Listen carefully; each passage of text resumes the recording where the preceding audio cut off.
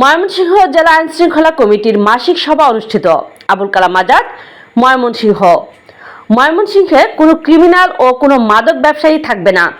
9 March সোমবার জেলা আইনশৃঙ্খলা কমিটির মাসিক সভায় দুর্যোগ ব্যবস্থাপনা ত্রাণ প্রতিমন্ত্রী engineer M Iqbal Hossain MP এমনটি বলেছেন।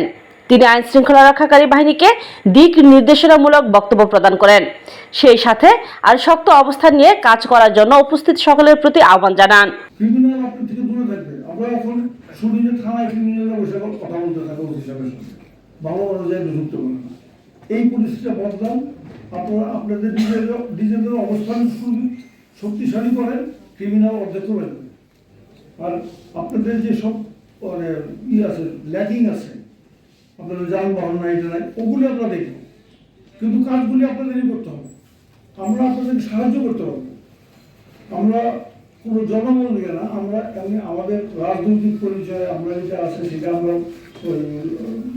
এটা কি বলে পাবলিক অ্যাওয়ারনেস আমরা করে দিতে পারবো, কিন্তু অ্যাকচুয়াল কাজটা দায়িত্বটা আপনাদের উপরে থাকবে। আমরা এটা পারবেন।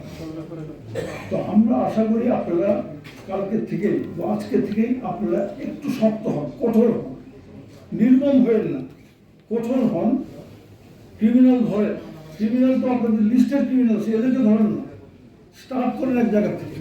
সেটা মাদক হোক, চাঁদাবাজি হোক, যে কোনো জায়গায় হোক আপনার ধরা আরম্ভ করেন।